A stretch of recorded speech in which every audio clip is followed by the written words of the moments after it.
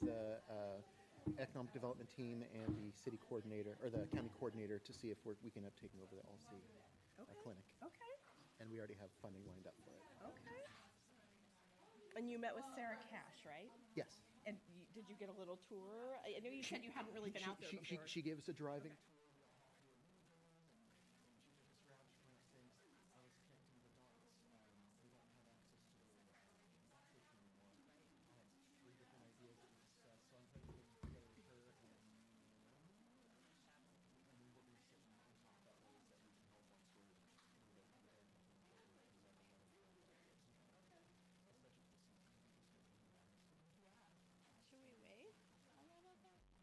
Dixie, do you want, I know people are getting food. Should we wait a little bit? It's fine. Not Sarah's house.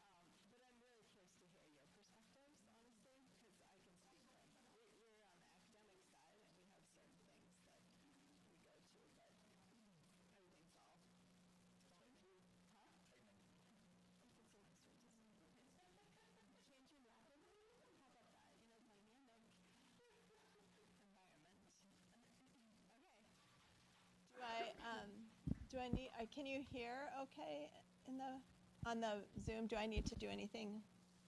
Oh, you're good. Okay, hi. Thanks for coming, you guys. We're here to have this really cool panel on research funding, especially with community-based organizations. So my name is Megan McClellan. I direct the Hallie Ford Center here at OSU, this building, and I oversee some of the projects in it.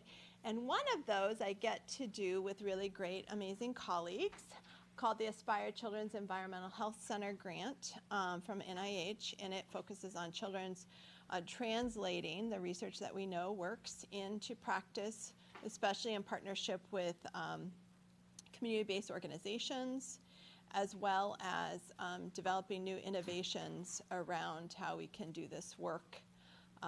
So we have different cores of our center. So our purpose today is, so I do want to acknowledge, we have Veronica Irvin, who's here as part of the Aspire Center, Megan McDonald, Dixie Jackson, Nicole Bruner, Andy Larkin, all you guys. We have other students in here, but thanks for showing up, you guys. That was great.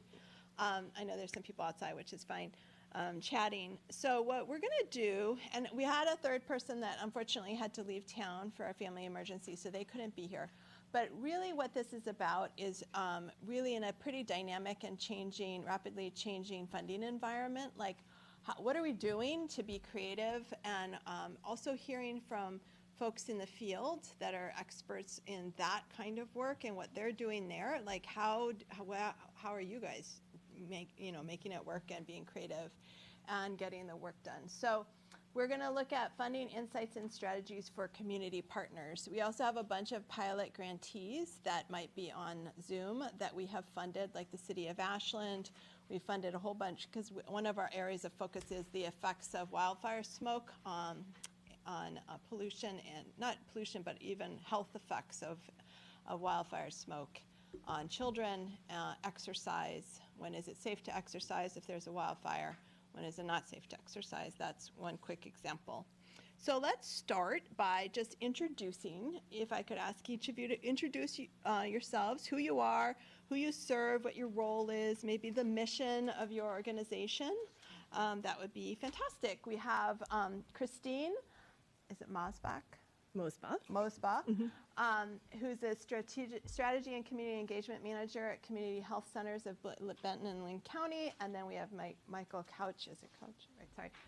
Michael Couch, the executive director at Crossroads Communities. So thank you for being here.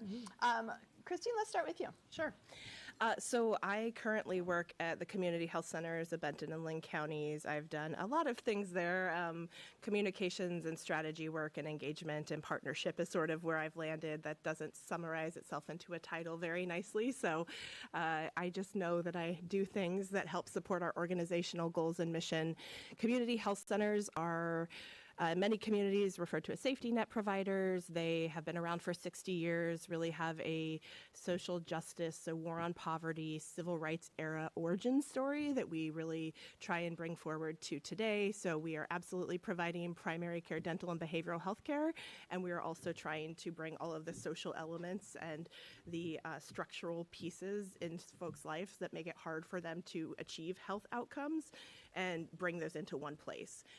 We uniquely do that in this area as part of local government, which is not the most common way to do this. Usually community health centers run as nonprofits, but we're connected to Benton County's local government, and then we have agreements in place to do this work in Lynn County. So that's where I am now, and that's kind of why we do that. We, as part of the government connectedness we have, Benton County Public Health and Lynn County Public Health are absolutely partners of ours, and really trying to figure out what the whole system can look like to help support people, because we know we have one angle and one opportunity, and they have a lot of others through programs they run.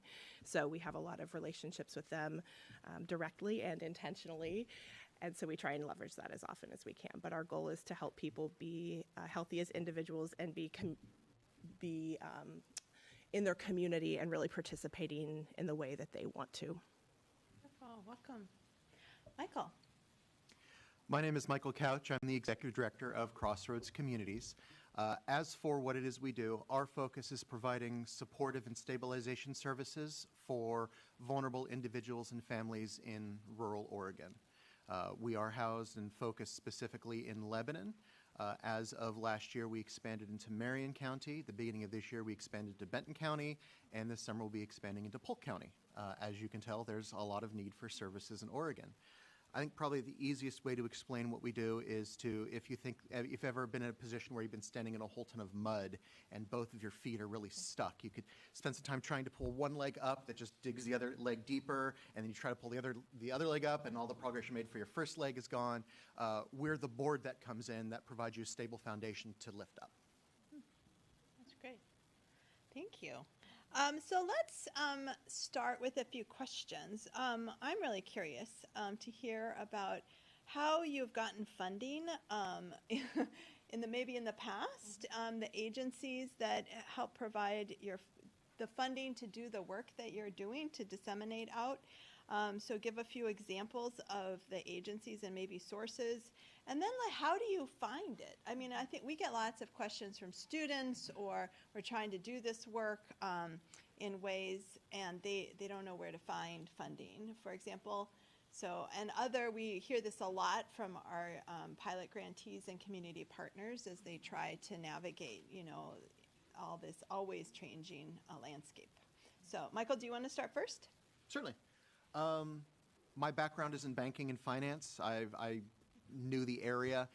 When I left banking about 10 years ago, I went into independent advisory services, so I've been writing grants and helping small businesses and nonprofits for a decade now. I think probably one of the best places to go if you're looking for foundations is someone who knows the industry.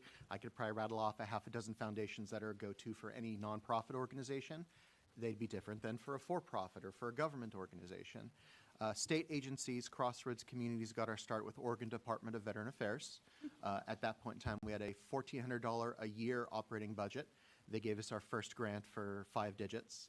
Shortly thereafter, Oregon Health Authority, because the focus we do on social determinants of health and stabilization, they gave us our next grant for 6 digits. Since then, Oregon Health Authority has been a great partner. ODVA has been a great partner. Oregon Housing Community Services, we do a lot with housing. I think this coming year we're going to have an operating budget of $2.8 million. Not bad for a 5-year difference. Wow. In 5 years? That's a lot. That's great. You go. Background. Yeah, we have our base grant for the healthcare services and the behavioral health and dental services that we provide comes actually from the federal government. So from Health and Human Services, HRSA, Bureau of Primary Health Care, all these people, big acronyms that are all changing right now. But we have kind of a base grant. It's not a whole lot of money, but that is really sort of our foundation. And it allows us to provide care to people who we wouldn't otherwise be able to see. We have also some money for migrant seasonal agricultural workers specifically, and so there's a couple funding streams that just kind of amplify the work that all community health centers do.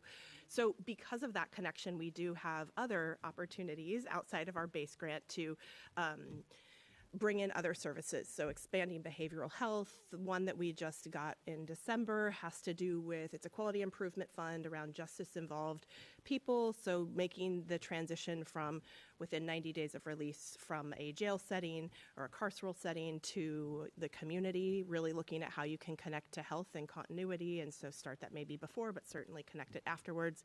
So we get opportunities like that we definitely hear about and are eligible for because of our federal connections. And we anticipate that most of those will continue, but the amount and frequency will likely change. Things that we have right now seem like they will stay in place. Our fingers are crossed most days. But, you know, the other place where we get grant money at this point really has to do with, like Michael said, kind of knowing your industry and who's playing and paying in those spaces. So, for example, a couple years ago, I had been going to Intercommunity Health Network Coordinated Care Organization, which I will now call IHNCCO. That's the folks who, you know, operate Medicaid in our 3-county area. And so they have this space where they take some quality funds and then they put them into a pot and they say, hey, community partners of any type, size, background at this point, if you can tell us how you impact the health and well-being of people in Linn, Benton, and Lincoln counties, we'll consider through a competitive process funding you. And so I had written an opportunity for some food as medicine funding, and then there's a community partner, the Corvallis Environmental Center, who wrote a very similar grant proposal, and IHN said, hey, because they offer technical assistance, can you two work together? And if you can, we'll fund you at, you know, your combined rate. So we did that, and that was a really great way to get some funding, and it was because we knew who was playing in the CCO space. We had been going to these meetings. Delivery system transformation is the space where a lot of this comes out of. And then at these meetings, Michael and I used to actually co-chair a social determinants work group. You just get a lot of people who are kind of curious, mingling, and if you or the organization can support some of that mingling, you also then can cross-purpose or, you know, cross-pollinate your needs and objectives and learn about other industries. But whether it's because you're directly connected and like HRSA sends us, the Health Resources and Services Administration sends us something and says you could apply for this if you wanted, or because we're in orbit with other people, I think both of those have been really useful ways that we've connected to grant funding. So like building the network, a lot of this seems so, I mean, a lot of times when we apply for grants, it's like a federal or, you know, it's less, I mean, but networking is still important, but a lot of times it feels like this is more local funding, like within Oregon, but you get some federal too. So I guess so building the networks is really coming from like groups and meetings that you go to and. Yeah, and I think healthcare and health, they can be the same thing, or we can talk about them separately, but so much of what we know is going to make one side or the other, and then our whole communities healthier, are so integrated anymore, right? We know that people need to go to a doctor and have services and medication and access, and we know people need to live in communities with fewer barriers and more opportunities, and folks addressing like structural and social things that are happening. And so I've worked in healthcare for about 20, 25 years. That really is the only way forward. And I will admit I've always worked in sort of safety net healthcare spaces, never for-profit hospitals, but which might feel different. But in that safety net space, we just acknowledge that, like, we can't do all of this. And the thing that was so great that we learned about the food Veggie RX program was that we don't have to become good at providing food or resourcing local farmers or even like having, SNAP benefit EBT machines. We don't need to know any of that. We just need to find a partner who does. Because what we know how to do is what we should focus on doing. And so I think a lot of it happens out of necessity, quite frankly, that we are never going to be able to do all of the things, but we know who we could work with. That was my next question, right? A lot of this is because sometimes you could get to this space where, okay, you feel like you have to compete for some of the same small pot of money. Yeah. But so my question was really about partnerships and collaboration, and it sounds like you've used it really effectively to also go after similar, not go after, but like find ways to each do different things, but also access funds that way to deliver services. Is that, how does that work for your organization? Absolutely. First and foremost, Crossroads Communities is more about administrative and logistics. Yeah. We don't run a lot of our own programs. Oh, If there's other interesting. programs out there, we connect them. In the last 5 years, Crossroads Communities has brought about $40 million of funds into Lynn County. We haven't even used 6 of it ourselves. The idea is if you have the partners and you're able to put the coalition together, you will stand much better on a competitive grant. If you say, these are all the people we're working with, we've created a coalition, we already know what we're going to do, and we each have our own area of expertise. This is what the entire continuum needs. We're going to keep this much, this partner gets this much, this much, this much, this much, and everybody gets funded, and you can do a lot more together than you can separately. Mm-hmm. I think it's just an interesting model to me because it also speaks to, I think sometimes in funding scarcity, what we find is that people retrench to, they go to their corners and they become very protective. But what you're saying actually that's been really effective is like building out your networks and like finding good friends who they can each do different things. This applies in academics all the time. That's what we do a lot here is we find, and that's actually the part of my job I think I like the best, is like finding good, cool, great people who are doing awesome stuff and how do we bring them together and all have a piece of something. But it leads to more innovation, frankly. It leads to more success. And it certainly sounds more effective. As a grant writer who has also done grant review, Yeah. I can tell you from experience that nothing signals a death knell to a grant application is having another applicant in the same area applying for the same funds for the same purpose without you even acknowledging each other. That So will sink both interesting. of your applications. Yeah. Because Wow. state agencies and private foundations are looking for collaboration. They do not want to see siloed projects. Yeah, I was going to comment that I think a lot of the process that I am engaging with at this point in the last, I'll say 10 years, it asks you, who are you collaborating with and how will you sustain this? And in asking those 2 questions, it's almost never on my own by myself. Yeah. And so it's kind of forced to those conversations. In a previous life job, I worked at a children's hospital and did a growth and development study that was through NIH, National Institutes of Environmental Health Sciences, NCI, National Cancer Institute, so big Yeah. players in an academic medical setting. Yeah. And even then, so I can kind of put that hat on and think about what it felt like to compete and have scarcity, which it did. These were like longitudinal 10-year studies that we were part of. But what actually helped there, which is the same concept, is that they required that we collaborate with a group from New York City and from San Francisco when I was in Cincinnati, Ohio at the time. And they were like, here's the deal. We'll fund you all. You do very different things for very different ends. You also have to talk to each other. And you have to come together once a year and you have to have these summits. And we're going to talk about what you found. And we'll bring in external people and you'll have learning opportunities. But I also have found that when grant makers or the federal government or the state or local government want to also add that learning collaborative piece on, it does also help you do that. You wouldn't go out of your way potentially to do it because you'd be focused on the project in front of you, not on the work to be done. So even at that higher level with a lot of federal, national academic spaces, that was really helpful. And I see it echoed really differently in local community, but it's conceptually very similar. Yeah. Oh, I love that. That's super.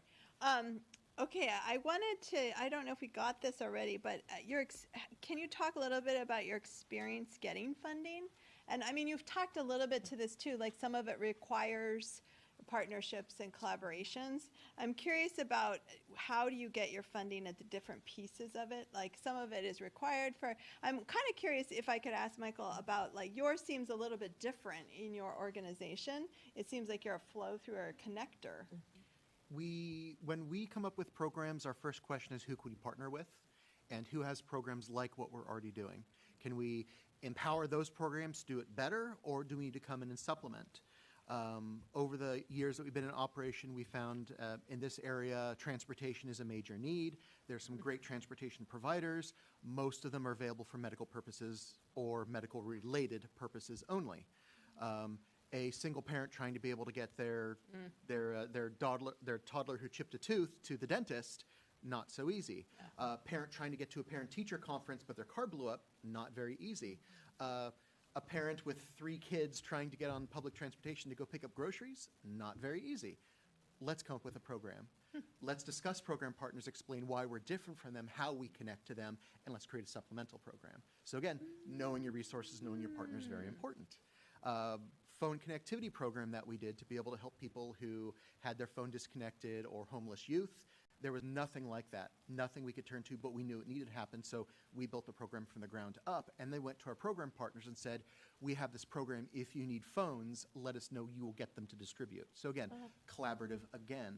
We did not have collaborators that we could say, they've done this and they're going to do it with us, but we said, these are resources that will assist us with getting a signal boost so we don't have to do it ourselves. And the program partners got phones they can give out to their clients and not have to pay for it. So it was a win-win-win again. And that funding, like for the phone, that came from like the state? Or That funding actually came from IHN, from their Delivery System Transformation Committee. So the idea is... What is that? IHN is the Intercommunity Health Network. Thanks. I was just wanting to make sure. Yeah, so they're the providers. They organize Oregon Health Plan for members in Lynn, Benton, and Lincoln County. Cool. So they, as was mentioned, have a program where community partners that serve in one or more of those counties on a yearly basis. It's coming up this summer. If you want more information, let me know. I sit on the community board, where you can apply for funds that are related to health needs. So again, social determinants of health, health-related social needs, and programs that can improve the quality of life for people in Lynn, Benton, and or Lincoln counties. But like super pragmatic, like the phone and the transportation. I mean, it's brilliant, yes. Dental, I've been in that situation. Dental programs for people that fall through the loophole. Yeah. The OHB has some sort of dental, but not all. In fact, one of our program partners right here, we got a grant. We kept a small little portion for administrative, and then the rest goes directly to their services. Another way that we collaborate. We don't offer dental services. We don't have people to do that. We have an amazing program partner that does. Oh, interesting. Yeah, and I think sort of on a theoretical, if I think about your question from a theoretical point of view, what I've found has been effective. I think I spent most of last year writing some sort of grant every single month, and they weren't small grants. Sometimes they're small grants, and they're local and they're friendly. These were like 90-page federal grant loopholes. I mean, we went after a lot of opportunities and got some of them. Not all of them, but the thing that mattered in terms of feeling like we could have gotten them, or we at least had a good shot, was also being able to tell your story. I would add, I think Michael's echoed this a lot, there's like a lot of humility in this work to say we do great things and we don't do them alone, right? Like this dental program, like our dental team is thrilled to help out, but they're not going to be able to find the space and the population and the exact right time and moment to do the work. But if you can call on us and we can humbly come to you with the skills we do provide, I think reflecting that in our grants has made us more effective. So it's sort of that, real analysis of what you're good at and getting good at telling that story, realizing you don't have to be everything all the time for everyone. I think earlier in my career, sometimes when you would write grants or draft things, it was like, well, let's just say that. I bet we could do that, right? Aspirational, and overstating really what we were capable of. And the successful grants I've been part of are really like, let's scope it to reality. It saves your sanity also, because when you have to report on the thing that you just thought you might be able to do, it's a lot harder, and nobody wants to be disingenuous in that process. Yeah. Did someone have? Andy? Did you have a question? No. I thought I saw a hand go up. I was like, I don't want to not give people an opportunity. Can we talk a little bit about how things are changing? I mean, like, there's just a lot of moving parts, and I'm curious to see how, what you guys, we can certainly talk for length about our experiences here, but I would love to see how it's working for you guys, or not working. I have a lot to say. I'll try and limit it. But, since January, we have had a handful, again, because of these federal funds that we do have. We've had a lot of direct communication with the federal government about executive orders, things that won't be able to be done, things that we should think about that we should stop doing altogether. And so lots of just different weird, obscure messaging, quite frankly, that then, of course, entered us into this period of talking to lawyers way more than we ever wanted to, because we work in healthcare and community services, but needing to talk to lawyers to understand constitutional law and how bills become laws, again, things we maybe haven't thought about since civics class in high school. And I was actually in DC the first week and a half of February for an event that happens every year, Policies and Issues Forum for community health centers. And so we've just spent a lot of time trying to understand the landscape, the changes, and really knowing what to tune into and what to tune out of, and what is just going to work its way through, restraining orders, injunctions, things that actually have happened. And so I think what it's taught us is that we have to not react. We have to observe. We have to catalog. We have to, start thinking about what else could happen. But every time we kind of make plans, I'll give you an example. So like gender affirming care is a thing that we got lots of immediate, really direct language about. And so then we said, well, could we pull that out of scope? And for us, that just means, can it not be paid for by the federal government, right? And then we start working with a partner, and we talk to the county, and we talk to the state. And we did all of that work, and it was really worthwhile work. But in the end, it comes down to what's going to be possible. And we still don't know the answer to that, but things start to look less and less possible to just get out of it, if you will. Like, we're going to have to radically change some things if certain parts of policy objectives and funding changes really do happen. We're going to have to make decisions. And I think what we've talked about is like just coming back to our core. We know at our core who we are. We know that we've expanded, and that's wonderful. And if it comes down to it, we're just going to have to start seeing what we can either creatively do or what we have to pause. There's those lists, I'm sure you've all seen them, of like all these words you can't say. Our immediate thought was like, well, just say different words. We can say different words, or we won't say the word, but we'll do the thing. Yeah. And I just think we don't quite know what all of those forces look like together, but we're thinking about it. It's taking up a lot of time in our brains. It is. Yeah. I mean, it's very opaque, and it is very reactionary. And so I think, yes, being careful, thoughtful, intelligent about how, you look at all this information, right? My question, if I could ask a follow-up, is then, so say you want to continue that work. I mean, maybe it's not funded through them. Yeah. Through the federal government. What do you do then? Like, are there other sources of funding? Because states are also funded from the federal government. So I guess my question is, like, how do you get creative? Can you get creative as we try to pivot? I think we're very much still in that process, and it's been really interesting. I don't know how many other people are seeing this, but I would imagine it's actually at all levels, local, state, and federal. We have very clear messaging to us, not clear, we have very continuous messaging to us from the federal government about things. The state is kind of holding firm and saying, this is, affirmed here, it's supported here. The state's supported by the federal government in a lot of places, and so we're just trying to square that, because it would be great if there's state level funding, but if that's still connected to federal, then that's a factor. There's places in Oregon that exclusively do some services that are now being told, like, you won't be able to do these at all. And so those are the people, not that we will lean on in their time of trouble, but probably look to see how they creatively solve those problems. We've heard people say, we'll just ask for community support, or we'll go to foundations. And, maybe that is a route forward. I spent a chunk of my life working in reproductive and abortion care, and so have this sort of federal restriction thing that we've worked through, and sometimes that is what happens, right? Your Planned Parenthoods or your community clinics work completely outside of a federal funding stream. In Oregon, there's always been a little bit of support possible, but people have, I guess there's a space too where we start talking about community health centers are a movement. They've been around for 60 years. Movements have seen hard times. We get through it. Do we know the answer? Absolutely not. But are we committed to kind of staying flexible, pivoting? We were talking about all these words in the back earlier, to ride the wave and see what's there. And I don't want to say that too rosily. I think we also know that there's like real damages and losses possible. So Helpful. holding both. We acknowledged are in a privileged position that the only federal funds we've received we've already used. So we are very solvent. I have 5 basic rules of conduct among my staff, and I always follow them myself. One of them is don't discuss politics, don't discuss religion. So glossing over that, but also acknowledging the situation we're in. What we have found, and the method that I use when we look for grants, is we look for grants where the verbiage itself has exclusionary topics, and we plan for using those funds in as many ways as we can, minus those exclusionary topics. If you look for an inclusionary grant that says these are things you can use the money on, it ties you down a whole lot. But if you say you can use the money for everything except this, it then opens up the world.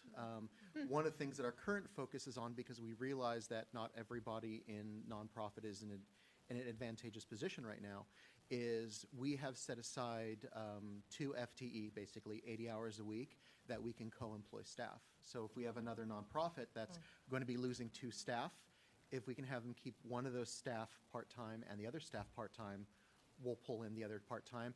That allows us to share resources, share training, share manpower, and lets those people stay in the industry that they have devoted themselves to. So in a lot of our case, because we're in a position where we are stable, our objective is to help our program partners stay stable as well. I think that's really, yeah, go ahead, Sandy. Could you repeat that first part of what you said about the inclusionary? Yeah, I know. I always found that fascinating. So a grant is a contract, and the type of verbiage you'll see in a contract is these funds may be used for this purpose. This usually shows up in an RFP, request for proposal, and they'll say these funds cannot be used for this. If you find a grant that has very, very wide utilization of usage, for example, a grant that we got through Oregon Health Authority to purchase a property to convert to affordable housing for people with severe and persistent mental illness, their requirement was the property must be used for this purpose.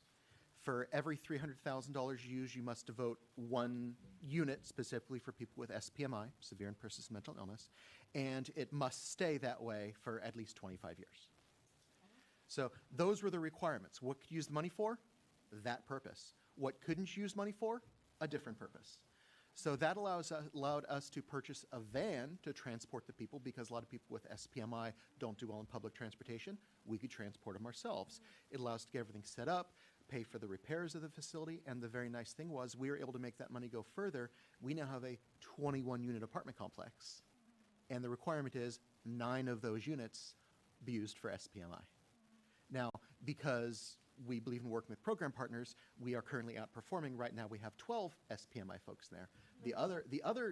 Every other 12 units, technically we could do anything we want with them, but we're still honoring that it is still affordable housing units, but we even do things like being able to assist domestic violence survivors. Everything's still affordable because, again, we want to honor the spirit of that grant, but it gives us the most flexibility possible. That's the same reason why we have the ability with some of our grant funds to be able to support other nonprofit organizations. Offers only available for nonprofit organizations. We couldn't, for example, go help the county or help a for-profit, but for other nonprofit organizations that have a similar mission to ours, we're able to share employment with them. So the idea is to look for grant mechanisms that provide the most flexibility. Correct. And I mean, it's an interesting, I mean, I guess maybe we do that implicitly. I guess I haven't thought about it so explicitly, but I think that's a really good strategy. It also makes me actually get to the next one, which is really about like tips, kind of like that would be one. But if you're, I mean, one of the things that's coming up, just asking for a friend here, all of us, is, you know, again, we're like diversifying funding, we're trying to be creative and finding new friends, and how do we, so tips about applying for grants and diversifying, like, you know, you're trying to think, especially if you're so focused on like a certain mechanism, like, you know, everything.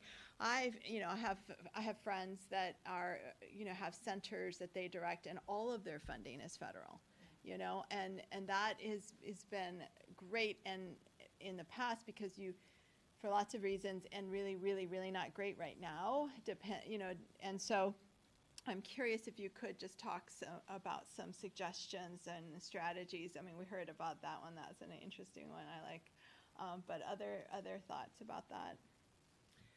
I mean, I think we've mentioned, you know, looking in the space where your either time, energy, or expertise is, and we've talked a little bit about finding friends, and then I would say the tip sort of off of that I've seen work well is that you ask your friends too who they're working with, right? Oh, so, yeah. And then that actually gives you this opportunity to maybe co-apply or to apply with each other listed as your collaboration and your sustainability plan.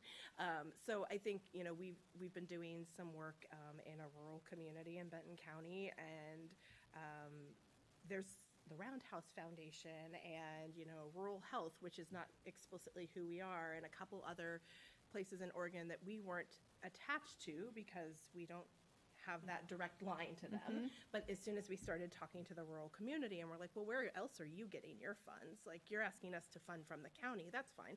We can talk about that, but that's what we know of each other. Like, what else are you going after? So Ford Family and, you know, other places that in old jobs and spaces I've been in, I was familiar with, but it's really easy to get pretty siloed, even in your opportunities for funding within your industry. And I think we've talked a bit about this delivery system transformation and the concept of if you can make an impact on somebody's health, that's a pretty broad directive. And so I would be curious to see as a tip, and maybe it's something to look for, you know, if as other people realize that funding spaces and amounts are reduced, or there's not as much state and federal stuff, if those other, let's say housing, I also sit on a board for a permanent supportive housing organization. So like we as the housing, Corvallis Housing First, might look at different things that aren't directly housing, but maybe they're health, and health would support housing because housing makes health easier. So I think that flexibility and that open-mindedness and knowing your friends' friends can be really helpful. Yeah, it's just the power of relationship. Yeah. It's the power of creative thinking. I mean, I think we're all doing that kind of thing, but it all fits, and it also probably expands it obviously expands your networks, and then it like helps you even be more interdisciplinary or even transdisciplinary because you're doing stuff that is like going over here, but actually it might be having a bigger impact overall, right? So it's really an interesting thought. Michael, do you want to add some? Couldn't have said that portion better. I know, that was cool. Yeah. Know your resources is a big one. For anybody that's looking for smaller community grants, Oregon Community Foundation, obviously they're a really great clearinghouse for smaller foundations. Becoming familiar with grants.gov if you're dealing with federal grants. There's no sense going to 50 different federal agencies or government-wide organizations. Just go to that one site and look what you're looking for. Similarly, Oregon Buys, that's the one that all RFPs and all purchase orders go through for the state. Knowing that one's a little more difficult to navigate. So what I usually tell people who don't want to do with that, go to the state agencies that are pertinent to what you're doing and sign up for the newsletters. They will send those RFPs out and let you know when one's coming up. You know, I probably get 12 different notices when an Oregon Health Authority grant becomes available. Same thing with OHCS. Oregon Housing Community Services, if you're looking to get into housing, not only do they discuss their own stuff, but they also discuss federal programs, what the statuses are with those, where the governor's funding is allocated, and what type of programs you can qualify for. The HECC, that's the Higher Education Commission, another really great organization if you deal with youth, Youth Development Oregon or YDO. I mean, as you become more familiar, you get a chance to meet these folks. Again, a lot of them through friends of a friend, but also making sure that you have a plan that you'd like to apply to a grant, you don't find a grant and then write a plan for it. Most agencies can see right through that because, again, you haven't put enough thought in it to be able to make a good case. If you have 15 different programs that you can utilize without the funding, I'd say you're in a better position than finding 15 different grants you need to write a program for. Because if you already thought about the program, it'll make writing the grant so much easier. In the time I've been doing grant writing, my success rate for connecting programs to grants is about 80%. My success rate about connecting grants to programs is only about 40. So you'll have a lot more success having the program before the grant is available. If you're working with an outside grant writer, make sure they know your program and are connecting with you as well. There's nothing worse than a grant writer that thinks they know your program and they write a grant, you pay them, they're gone, and you realize there's so many mistakes before you submit it. Yeah, that's annoying. I think that goes back a little bit to know your story, which is know your program and know what it is that you're doing. You can speak most passionately and most honestly about those things, and not that that's necessarily, many of us have probably reviewed grants, that's not like a tick box, like, oh, this is a genuine one, but it does come through, right? It does come through in a lot of the things, the stories that people are able to tell, the impact that they can convey to you, that they've already had, that they hope to have. I've done it both ways as well, and it just feels so much better, and it is generally more successful. And unless it's for a small trust, lead with logic, know your data. A small trust might be more willing to go with pathos or ethos, but if you're dealing with a state agency, they want the data, they want the numbers, they want to know that you know what you're doing. I mean, and I love this for our students, anyone in the room. Like, this is what we teach our students is like, it's the same idea. Like, what is your question? What is the thing that's most important? Why? What's the rationale and justification? Where's the data to support it? It's much better than chasing the funds. If you chase the funds, that's so much more obvious than if you actually are, a priori in how we come up with your idea, your burning passion, and then figure out something that applies for it. It also goes when we have students look at big data sets. They say, well, I want to, you know what I mean? Everything is then, somehow their entire research is informed by the data rather than what, you know what I mean? And so then it doesn't work as well. I think that's a great piece of advice. Are your goals SMART, specific, measurable, Yes. relevant, time sensitive? Right. SMART goals, SMARTY goals. And Yep. please give your program partners more than a week to get you a letter of support. Oh my goodness, thank you for saying that. I mean, it is hard. I mean, we work with school districts and it is unbelievably challenging because they're so challenged. Provide a template. Always, yeah. Fill in your information. I have everything else written for you. You'll get them back 4 out of 5 times. Otherwise, 1 out of 5. But allow them to also, they have to be clear about what they're, we just submitted something last year and it was like, oh, this is not specific enough to this one district in Oklahoma. Like literally, like that was the feedback. So yeah, and we were getting different state supports. And so yeah, it was, you have to do your homework on and do that, be specific. Blended and braided funding. You kind of talked about this with how well that works. I mean, I think it's, on the one hand, there's such pros and cons. There's great pros, right? When you can make it work, you can really increase your impact in delivering services or having an effective program. But boy, it's also difficult if you can't braid the funding the way you were talking about, or that's the other thing we run into is things, this one goes for this long and then, it's like. And I think as an organization, you're blending and braiding funding and diversifying sources a lot of the time, all the time probably. Yeah. But what I have found to be the most painful and painstaking effort is when individual people doing work end up blended and braided. Yes. Because Yes. the timing and their purpose and their grant directives can work at cross purposes. And also if one funding ends with 6 months, humans need to be employed is what we know for the work to get done. And when we start really blending and braiding funding to support FTE, which I think is why you see a lot of people saying this shouldn't directly support FTE or like what's your sustainability for that, that has been really interesting. This health navigation program with the county has grown quite a bit. in the last 15 years, and I newly oversee it, and I'm trying to wrap my head around current realities and how we've done things historically. And, you know, Michael talked about you started out with a little bit of money, and then you grew, and like, we haven't landed in this huge amount of money, but we're feeling pretty okay with some of the ways that this work can be paid for. And at the same time, we start to see like this grant expiring or this opportunity going away, and then you have people attached to it, humans. Yeah. And so that feels really Stressful. and dangerous, and Fair. like part of it, and also I think some of the structuring that is wise for the organization if you can keep people out of it. That's a big That's an if, right? yeah. That's a big if. That's not Yeah, easy. that's That means an interesting one. organization has to invest in people without those other small pieces. Because you need the doers, you know? I mean, that's the thing, and you want to keep really good people. Yeah. And so you got to figure that out. Yeah, go ahead. Would the speakers just comment how they interpret grading versus learning? Oh, yeah. If they have, if it's new, Yeah. for some of us, that might be nuanced, and I don't know if you Yeah. have a sense of what one. When are they Sorry. different? That's a great question. It is a great question. I hear that Yeah. those words a lot, right? And so Yeah. Yeah. I don't know.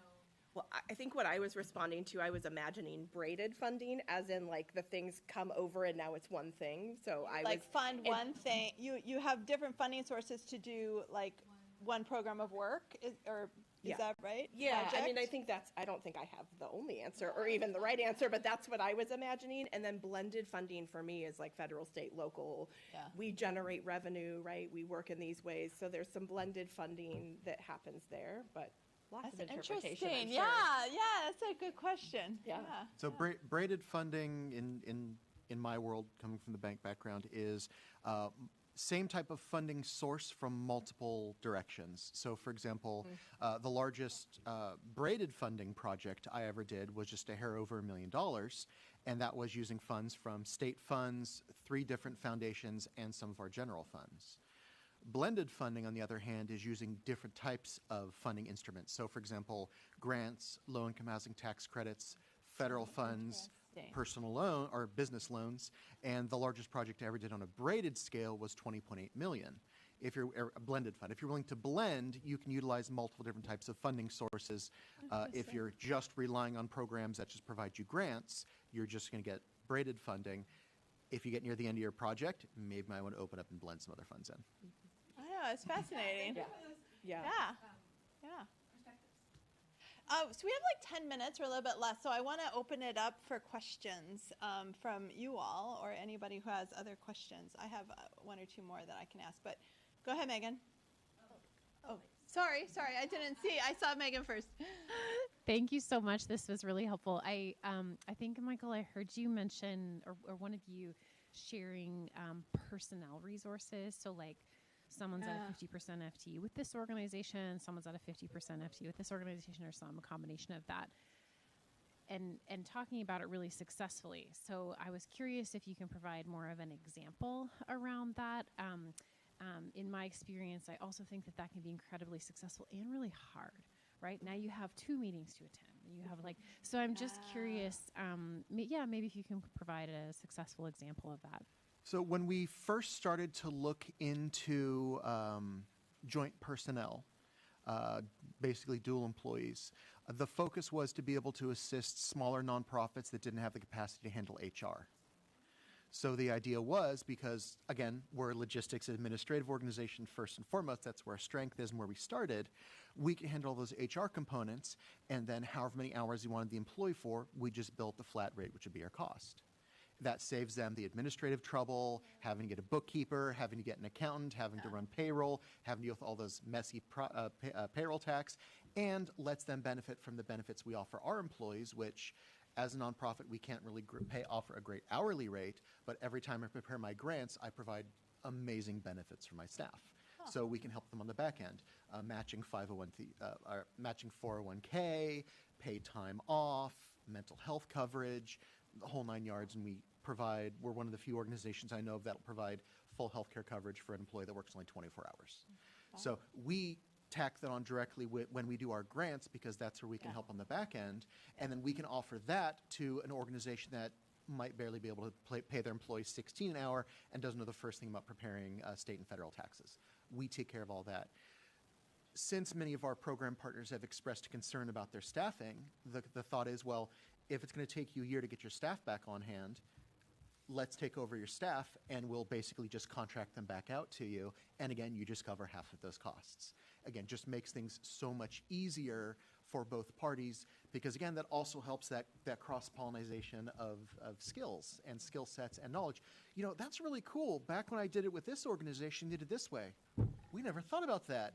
I get my administrators together, hey, what do you think about this? It's a way to share that brain trust as well for people that are quality that they want to keep but just can't afford. We can help keep those folks moving. And then when our organization passes however long it takes, we just slide the employee back over to them. And that way, when they're back working just for that employee, we have a really great contact with that service provider, and that service provider has a really great contact because they were there. They have coworkers with us. And you build up your reserves so that in times of scarcity, you have sort of this ability to have this stability that kind of continues those folks. Our hopeful focus is by next year that the grants that we will have will just be for expanding programs that will be completely self-sufficient. That's where we want to be. Back when I was in banking, I was helping businesses and nonprofits do that as a banker. That's within my skill set. Yeah, that's great. That's great. Okay, other questions? Thank you. Yeah, it is. Good. It's just Okay. for our people on the web. Okay, good. Yeah. Well, I think the only thing we can be confident about concerning federal money is that we can't be confident about federal money. And I have a feeling a lot more money is going to be going to law firms than going to actual people who need the services in the near future. But you talk about 90-page grant proposals and stuff like that. That's the kind of thing that DOGE is going after. And when they go after it, they will see no blowback from the public because the public doesn't like 90-page grant proposals any more than anyone else. And my question is, what can you do with no money at all? I mean, seriously, if you think about it, most state funding is coming from the federal government eventually. It's entirely possible you're going to end up having all these problems and no money to deal with them. And there's a lot of resources out there. For example, unhoused people have lots of spare time, and training them and getting them involved would be killing at least two birds with one stone. Very handy. Is anybody looking at doing things like that? Lots of retired people in this area who are looking for things to do, some of them with tremendous experience skills, and capability. So to speak to that point, if you take a look at my 18 staff members, 15 of them have lived experience. Several of my staff were originally Crossroads Communities clients. Once we provided them stability, they decided they wanted to be able to give back, and they asked, are you hiring? And at our growth rate, the answer is always yes. And so they came in, they did a full-on interview just like anybody would. We discussed their lived experience because that's important to us. We have given jobs to, I think we're up to 5 of our previous clients. When we run programs, we end up getting a lot of volunteers. We serve a lot of homeless and houseless individuals. And so what we found in a lot of cases where you have this certain expectation of what someone looks like or what someone does when they're houseless or homeless. And then, of course, there's the reality. And yes, there is some overlap. Some people are like that, but they're the ones that people focus on. The vast majority of people that we deal with are lovely, wholesome, beautiful people that have just hit a really, really bad snag. And a lot of them love the opportunity to be able to pick themselves up. Just when you have a lot on your plate, there's not room for much more. And a lot of people who are homeless, mostly what's on their plate is stress, only having slept 2 hours a night at 30 minutes at a time for the last 3 weeks. Just having the ability to help provide that stabilization once they're past what's going to happen to me today, what's going to happen to me next week, and they can start forecasting what do I want to do next year. You see this huge change, and they become some of the best advocates out there and some of my best employees. Oh, I love that. I know. I was thinking the same thing. I was like, I love that. Thank you. That's great. And I mean, just to also speak more clearly to your question, which when you have no money, what you just said about, if you're strategic and you're careful about how you're managing funds and doing the programming, right, you then are able to become more self-sufficient in ways that then provide that stability. And it's not so dependent on these federal funds or whatever, state funds or whatever's. And I think that's really, I mean, we're also talking about this a lot here. I mean, I feel like I'm in charge of a startup. I'm like an entrepreneur, and like how can we go and be really creative? And the last thing I want to ask about, in speaking to that, one of the things we've talked about in our group is evaluation services.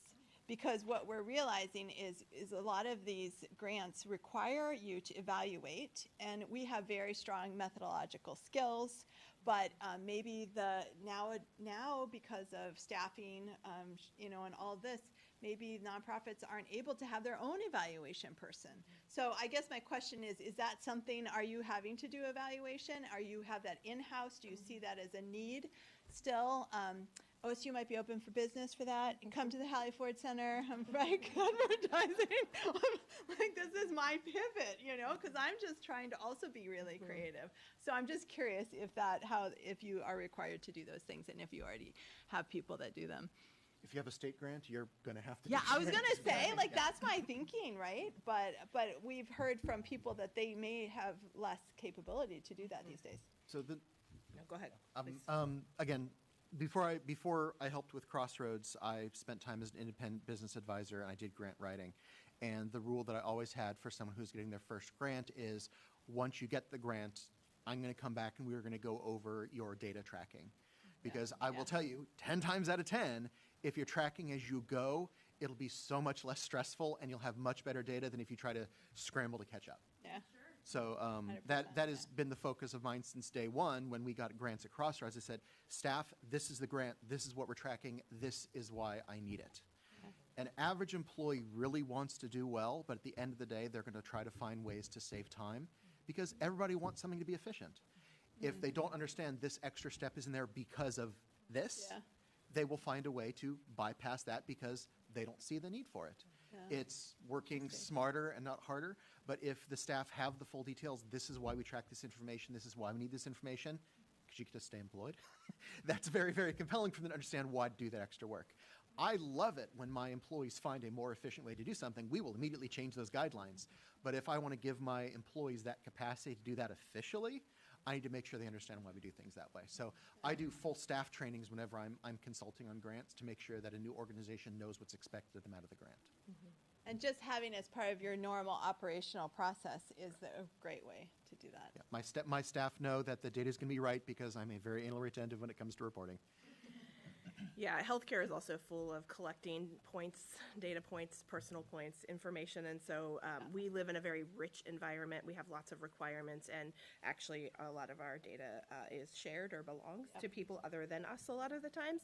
So it's not so much for us, I think, are we tracking it? We do track it along the way, but what are we doing with it is a really reasonable question, and the federal government will regurgitate and tell us things back, and they have standards that we have to meet, and so we get a lot of that feedback and work done for some of our programs and for some of the stuff we do. But anything that's kind of innovative or that we've added on or that we're still learning about, I think we would always benefit from a little bit of expertise. We do have quality improvement staff and data services within our structure, but do they have all of the skills that are current, that are the most effective, that are the most efficient? They do a lot of other things. So probably not all the time. And, I think it is an attractive service to be offering. When we talk about being in a university community, we're like, how do we make some relationships and friendships over there? Because there are probably parts of especially innovative, creative work that would really benefit from some different analysis than what we can provide. Like, it worked well, it feels good, let's keep doing it. Right. I'm just looking at our time, and that went fast. We're already at time, I think, and right? I think so. Is that at 1 o'clock? I know. I'm like, holy moly, it's 1 o'clock. Thank you so much for coming. Welcome. That was great. Thanks you all for being here. That was awesome. I've set aside another half hour just in case there's any additional discussion. Okay, well, if you have any other questions or you want to just have conversation, come and let's chat, and there's some food, and thanks for being here. Appreciate it. I was worried we didn't have enough to talk about. Oh, Hilarious. I was confident there would be plenty. I know. It was